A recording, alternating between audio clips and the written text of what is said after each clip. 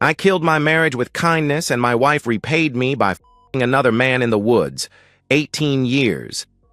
That's how long I believed in the lie of our marriage. 18 years of double shifts at Allegheny Steel, my hands cracked and calloused. So Stephanie could have her monthly spa days at that place downtown where they charge $90 for cucumber water and a hot towel. 18 years of surprise weekend getaways, she'd acknowledge with a distracted smile before burying her face back in her phone.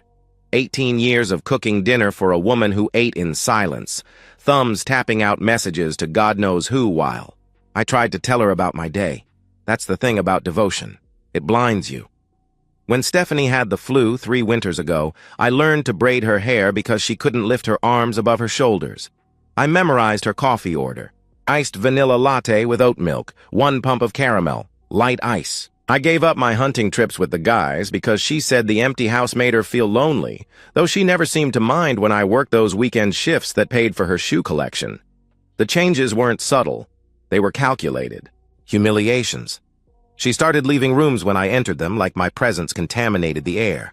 She'd roll her eyes when I told stories about work, once muttering under her breath, "Nobody cares, Eric," when I described saving a colleague from a serious machinery accident. The comments started small. "My friend Jen's husband just made partner at his firm," or "Sarah's husband takes her to New York twice a year," always followed by that sidelong glance that said, "And what have you done with your life?" Most nights I'd reach for her hand while we watched TV, and she'd let me hold it for exactly 30 seconds before suddenly needing to use the bathroom or check something in the kitchen. The intimacy died so slowly I barely noticed, and then, all at once, it was gone. "I'm just tired," she'd say, her nightly mantra for 6 straight months. When we did have intimacy, always initiated by me, always in the dark, she'd shower immediately after, scrubbing herself like she was removing evidence.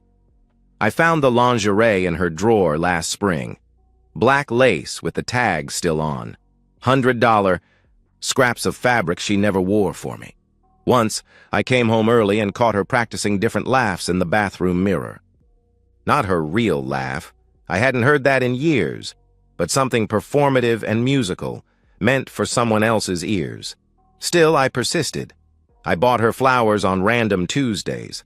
I left notes in her purse. I researched recipes she might like. I scheduled couples massages she'd cancel at the last minute. I renovated the master bathroom with the exact tiles she'd pointed out in a magazine. I kept trying because that's what you do when you love someone. You try until your hands bleed, and your pride is ground to dust. Last Friday, Stephanie announced her 3rd girls' night this month. She leaned against the kitchen counter, eyes fixed on her phone, smile not quite reaching her eyes. "Sarah's having us all over for wine and tapas," she said without looking up. "Don't wait up." She kissed my forehead that night like she was kissing a corpse. I should have known she was already planning my funeral. The GPS tracker was a small black rectangle, no bigger than a matchbox. I bought it with cash from a place called Electronic Solutions 2 towns over, where the guy behind the counter didn't ask questions and I didn't volunteer information. It slipped perfectly into the lining of Stephanie's favorite purse, the one she took everywhere. The Prada bag I'd saved for 6 months to buy her for our 15th anniversary. I became my wife's shadow. Every day, I'd use my bathroom breaks. At work, to check her location on my phone, watching the little red dot move across town, comparing her whereabouts with the stories she told me. I kept a composition notebook in my toolbox, documenting every lie in neat columns, what she said versus where she actually was. The methodical record-keeping kept me sane, transforming my hurt into something cold and analytical. The patterns emerged quickly. Her girls' nights always aligned with my late shifts. Her shopping trips to the outlet mall 40 minutes away often included unexplained stops at the Marriott downtown. And Sarah, the friend who supposedly hosted these gatherings, had posted photos from a Florida beach during 2 of Stephanie's alleged visits to her house. I lost myself in the investigation. I'd stare at the ceiling at night, Stephanie breathing softly beside me, and calculate driving distances between locations, trying to account for the missing minutes in her day. I'd check her mileage against the trips she claimed to take. I memorized her schedules and routines until I knew her movements better than she did. My obsession left physical marks. My work shirts hung loose where they'd once been tight across my chest. Dark circles formed permanent shadows under my eyes. I'd catch myself standing in the shower for 20 minutes, lost in scenarios and calculations, the water running cold. Then, I discovered she'd been researching divorce lawyers. I found the search history when she left her laptop open one morning, consultations with 3 different attorneys, all specializing in high-asset divorces. The next week, I noticed she'd been photographing our furniture, our appliances, even the tools in my garage. She was cataloging our assets. The coffee shop meeting confirmed everything. I took a rare personal day and followed her to Cornerstone Cafe, where she met a man in a charcoal suit who spread papers across the table while she nodded and took notes. Not her type physically, too old, too polished, but clearly her divorce attorney. They spoke for an hour while I sat across the street in my truck, taking photos with the zoom lens I'd bought for wildlife photography. My research became more sophisticated. I recorded her phone calls when I was supposedly at work, but actually sitting in the driveway. I discovered she'd been telling our friends that I was controlling, that I monitored her spending. I never did. That I had anger issues. I didn't. She was building a narrative where she was the victim, laying groundwork for sympathy when she eventually left me. The psychological toll crushed me from the inside out. I dropped 30 pounds in 2 months. I started keeping a bottle of Jack Daniels in my work locker. I'd find myself parked outside our house, unable to go in, imagining them together, Stephanie and whoever he was, laughing about the pathetic husband working double shifts to pay for their rendezvous. At night, I'd lie awake fantasizing about confrontations. Sometimes I'd imagine calmly presenting my evidence like a prosecutor, watching her crumble under the weight of her lies. Other times, the scenarios were darker, bursting in on them together, my rage finally finding its target. But always, some rational part of me held back, knowing that acting without complete information would only give her the upper hand. Then came last Thursday. Stephanie announced she was celebrating Sarah's promotion with the girls downtown. But as I watched the red dot on my phone, it bypassed the restaurant district entirely and headed toward the mountains, deep into the state forest where cell service barely reached. I followed that red dot into the darkness, knowing that whatever I found would either save my marriage or destroy us both. The mountain roads twisted like snakes, each turn taking me deeper into unfamiliar territory. My hands shook violently against the steering wheel, adrenaline flooding my system as I followed Stephanie's signal through the navigation app. Sweat beaded on my forehead despite the October chill, and twice I had to pull over when my vision blurred. The GPS led me to a gravel road unmarked on any map, barely visible between dense pines. The signal stopped moving at what appeared to be a small clearing about a mile ahead. I killed my headlights and parked a half-mile back, behind an abandoned hunting blind that would hide my truck from anyone traveling the road. The forest floor was soft and yielding under my steel-toed work boots, wet leaves muffling my approach. Each step required conscious effort. Part of me wanted to run back to my truck and drive until I crossed state lines, pretending I'd never seen the evidence mounting against my marriage. But I kept moving forward, guided by the faint glow of light through the trees ahead. The cabin materialized slowly, a modest A-frame with a wide porch and large windows, the kind of place wealthy people rent for authentic mountain experiences. A silver Audi was parked beside Stephanie's Lexus in the gravel driveway. I recognized that car. I'd seen it in the insurance company parking lot when I'd surprised Stephanie with lunch last summer. Dave Mitchell's car. The regional manager she'd mentioned casually over the years, always with that slight flush in her cheeks I'd chosen to ignore. I circled the property, staying within the tree line until I found a vantage point with a clear view through the picture windows. The interior lights were dimmed, but I could see everything with perfect, excruciating clarity. Stephanie wore the red dress I'd bought for our anniversary, the one she'd claimed was too fancy for anywhere we go. Her hair was styled in loose waves the way she knew I liked it, and she'd put on the diamond earrings that had been my Christmas gift 3 years ago. She was beautiful in a way that seemed weaponized against me, every detail of her appearance. A deliberate choice meant for another man's appreciation. Dave Mitchell was younger than me, leaner, with the kind of confident posture that came from boardrooms instead of factory floors. He moved with easy grace as he poured wine into crystal glasses. Our crystal glasses, I realized with a jolt.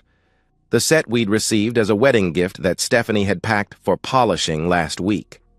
They danced to music I couldn't hear, her arms wrapped around his neck, her head resting against his chest. She laughed. Not the practiced laugh I'd caught her rehearsing, but her real laugh, the one I hadn't heard in years. She fed him strawberries from a bowl on the counter, her fingers lingering against his lips. When they kissed, it wasn't the perfunctory pecks she'd been giving me. It was deep and hungry, her body melting into his with familiar ease, my chest constricted so tightly I couldn't breathe. The pain was physical, a vice crushing my ribs, acid burning up my throat, my pulse throbbing in my ears like a countdown to explosion.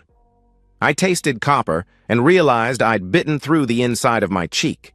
Through the partially open window, their voices carried clearly in the mountain air. "Does he suspect anything?"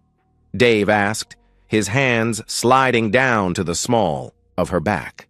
Stephanie's laugh was brittle glass. "Eric? God, no. He's pathetic. Still bringing me those cute little gifts, thinking he can fix whatever's wrong," she replied with casual cruelty. She shook her head. "He actually braided my hair when I was sick. Can you imagine? Like I'm a little girl at summer camp." Dave pulled her closer. "How much longer do we have to wait?" he whispered. "The papers are almost ready," she answered, tracing his jawline with her finger. "Once everything's filed, I'll get the house, half his pension, and enough alimony to make sure we're comfortable. I'll be free soon." "What about the Denver offer?" Dave asked. "Regional VP position. We could start fresh." Stephanie's response cut through me like a serrated blade. "I can't wait to start fresh somewhere he'll never find me," she purred. I sank to my knees in the wet leaves, my phone clutched in my hand as I mechanically recorded video of their betrayal. My finger hovered over 911. I imagined the satisfaction of watching police cruisers arrive, emergency lights painting the trees red and blue, their perfect evening shattered by handcuffs and questions. But some survival instinct stopped me. Breaking. Down that door would make me the villain in her carefully constructed narrative, the unstable, controlling husband who stalked his wife. In a divorce court, I'd be crucified. I'd lose everything. So I knelt there in the darkness, documenting my own destruction, forcing myself to watch as 18 years of marriage burned to ash before my eyes. When they moved to the bedroom, I finally turned away. There are some things even a dying man doesn't need to witness. I thought watching her betray me was the worst pain I'd ever feel. I was about to learn how wrong I could be. I didn't sleep. How could I?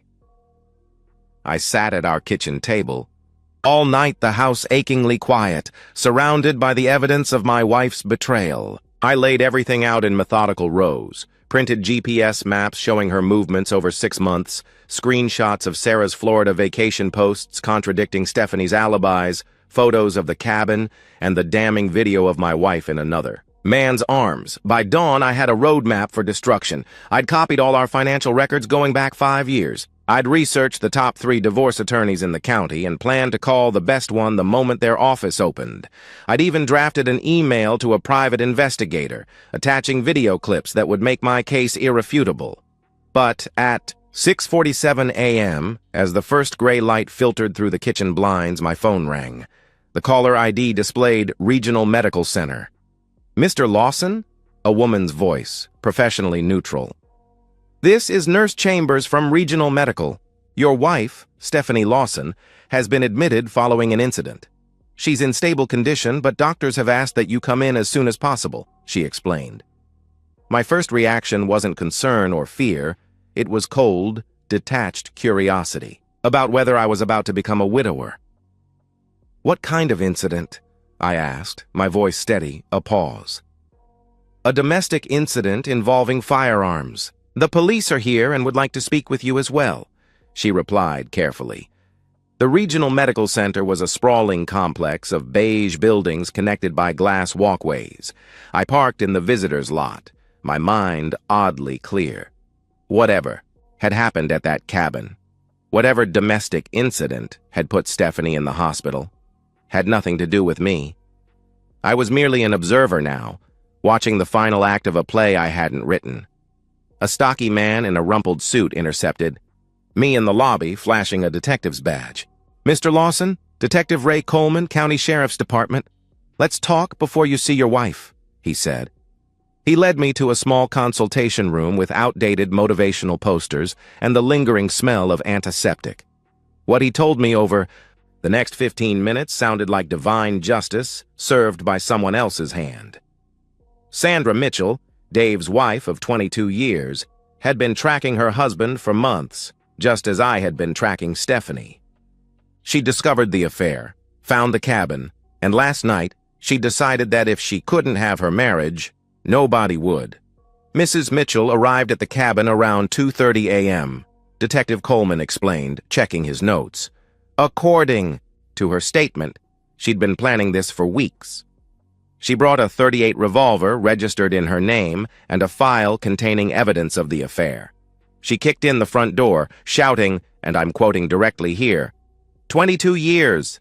You bastard! The detective cleared his throat. Mrs. Mitchell fired 4 shots. 2 hit Mr. Mitchell in the chest, killing him instantly. Your wife was hit once in the shoulder while diving behind the couch and once in the thigh while attempting to reach the bathroom. Mrs. Mitchell then called 911 herself, confessed to the shooting, and waited for officers to arrive while your wife received emergency first aid from the responding paramedics, he continued. I sat perfectly still, processing this information with a strange sense of detachment. Another betrayed. Spouse had done my work for me. The symmetry was almost poetic. Sandra discovering the same betrayal, following the same cabin road, burning with the same rage I'd felt just hours earlier. But where I had chosen restraint, Sandra had chosen retribution. I need to ask, Mr. Lawson, the detective continued, studying my face carefully. Did you have any knowledge of your wife's relationship with the deceased? I measured my response carefully. I had suspicions recently. My wife has been distant, secretive about her whereabouts, I answered truthfully. I paused. I never met Mr. Mitchell personally. Technically true, though I omitted the fact that I'd been standing in the woods outside their love nest just hours before the shooting. And your whereabouts last night? He asked. Home. Alone, I replied. Also true. I'd driven straight back after witnessing their betrayal, the evidence of my tracking safely locked in my truck's glove compartment. The detective nodded, apparently satisfied. Your wife's injuries are serious but not life-threatening. She'll need surgery on her shoulder and the bullet fractured her femur. She's been asking for you, he informed me. I nodded, playing the role of the concerned husband. What happens to Mrs. Mitchell? She's in custody, charged with first-degree murder and attempted murder. Given her confession and the premeditated nature of the attack, she's looking at substantial prison time, he answered. I signed the necessary paperwork with mechanical precision. As the detective walked me toward Stephanie's room, I found myself oddly grateful to Sandra Mitchell. She had done what my better judgment had prevented me from doing. She had delivered justice with a clarity I couldn't have achieved. She was lying there broken and scared, expecting her husband to save her. She had no idea I was there to finish what Sandra started. The hospital room smelled of antiseptic and fear. Stephanie lay propped against white pillows, her face ghastly pale beneath the fluorescent lights. Monitors beeped steadily beside her, tracking the vital signs of a woman whose life was unraveling by the second. Her left arm was immobilized in a complex sling, and a bulky bandage covered her right thigh above the blanket. When she saw me, her face crumpled with relief. Tears immediately spilled down her cheeks as she reached for me with her uninjured hand. "Eric," she sobbed, fingers grasping desperately at the air between us. Oh, God, Eric, I thought I was going to die. She just came in shooting. There was so much blood. Dave didn't move. I tried to crawl away. Her words tumbled out in broken fragments, punctuated by gasping breaths. I remained standing just inside the doorway, hands in my pockets, watching her performance with clinical detachment. They died. Police said she was his wife, Stephanie continued, her voice rising hysterically. I didn't know, Eric. I swear I didn't know he was married. He told me he was divorced. She rambled desperately. I know about Dave, I said quietly, cutting through her lies like a blade. I know about the cabin. I know about everything. The words hung in the air between us. I watched comprehension dawn on her face. First confusion, then horror as she realized that her secret life had been exposed from two directions at once. What? She whispered, her outstretched hand freezing in midair before slowly withdrawing to clutch the blanket. What are you talking about? I tracked you, Stephanie. Just like Sandra tracked Dave, I replied calmly. I stepped closer, my voice low and controlled. I followed you to that cabin last night. I stood in the woods and watched you dance with him in that red dress I bought you. I heard you call me pathetic. I heard you laugh about my cute little gifts. Her face drained of what little color remained. Her mouth opened and closed wordlessly, like a fish struggling for oxygen. No, she finally managed. Eric, no, it's not. You don't understand. It was the first time I'd been there.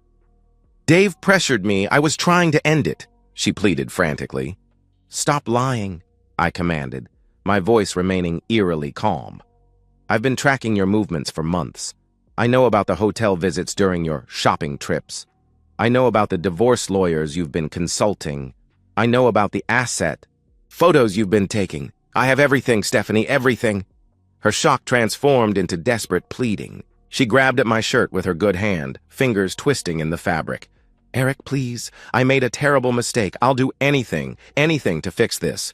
We can go to counseling, I'll quit my job, I'll never see anyone from the company. Again, she begged, tears streaming down her face, mascara trailing black rivers across her cheeks. Please don't leave me. Not now.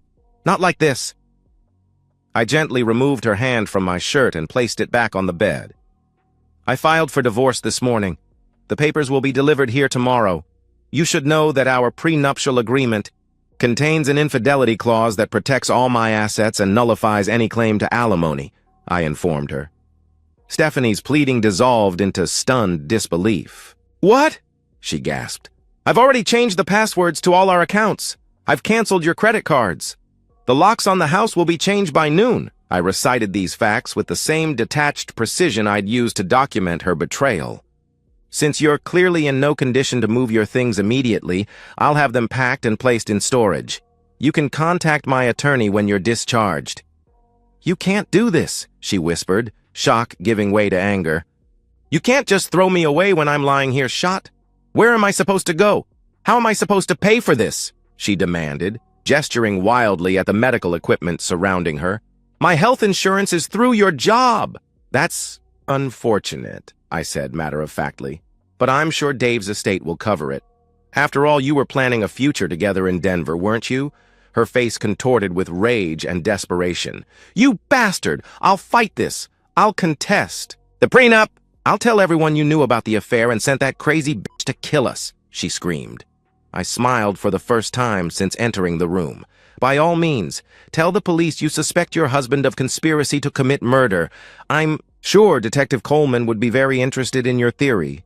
He might even ask how you know what I knew, since by your own admission, last night was the first time you'd been to the cabin, I replied coolly. She fell silent, trapped by her own lies. Dave's wife did what I was too civilized to do, I said quietly. She saved me the trouble of destroying you myself. As I turned to leave, Stephanie's voice rose to a scream behind me. You can't leave me here like this! Eric! Eric! She wailed. Closed the door on her desperate cries, walking steadily down the hospital corridor as nurses glanced nervously in the direction of the commotion. In the elevator, I caught my reflection in the polished steel doors, a man I barely recognized, hollow-eyed but unburdened. The weight of 18 years of devotion finally lifted from his shoulders. I left her there, broken and abandoned, but the best part was still coming, watching her world burn from a safe distance. 8 months have passed since the shooting. 8 months of rebuilding a life I never knew I wanted. I observed the systematic destruction of Stephanie's existence with the same methodical attention I once devoted to tracking her betrayal. The divorce was finalized in record time. Our prenuptial agreement, drafted by my father's attorney when Stephanie was still a receptionist with dreams of management, protected every asset I'd accumulated during our marriage. I kept the house, all, savings accounts, my pension, and even her Lexus, since it was registered in my name. She received a settlement of exactly $1, a detail I requested specifically to ensure the record showed she was paid in full. The social devastation was even more complete than I anticipated. When the story broke in our local paper, Insurance. Executive killed in love nest. Alleged affair ends in bloodshed. Stephanie became a pariah overnight. Her family, the devout Catholics who had welcomed me so warmly at holiday gatherings, publicly disowned her. Her mother was overheard at Sunday Mass calling her daughter a disgrace to the Rossi name, and her father hung up when she called from the hospital. Her career imploded spectacularly. The insurance company fired her immediately, citing their morality clause and the negative publicity surrounding Dave's murder. No other firm in the industry would touch her. The scandal had spread through professional circles like wildfire, her name becoming a cautionary tale at corporate retreats. Sandra Mitchell's case became something of a sensation. She pleaded guilty to voluntary manslaughter for Dave's death and aggravated assault for Stephanie's injuries, receiving a 12-year sentence with possibility of parole after 8.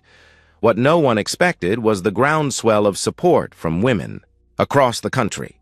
Betrayed wives who saw in Sandra a folk hero who had done what they only fantasized about. Her story inspired a podcast, a Lifetime movie, and even a support group for survivors of infidelity trauma. Meanwhile, Stephanie's life collapsed into something unrecognizable. She lives in a studio apartment above Mario's Pizza downtown, working night shifts at the Sunoco station on Route 16. Her medical debt from the shooting exceeds $200,000, and without insurance, she's been reduced to setting up a GoFundMe that raised a pitiful $347 before stalling. The physical therapist I sometimes see at the gym tells me her shoulder will never regain full mobility, and she walks with a noticeable limp that worsens in cold weather. I kept the house but couldn't stand the ghosts it contained. I gutted it room by room, replacing everything she had touched. New furniture, new kitchen, new master bath with different tiles than the ones I'd so carefully matched to her magazine clippings.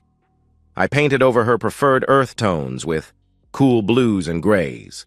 I removed every photograph, every memento, every trace of our life together until the house became a shell I could rebuild in my own image.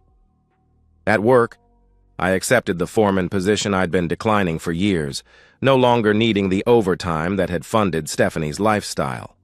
My colleagues treat me with a respect tinged with caution, the man who survived both betrayal and scandal with his dignity intact.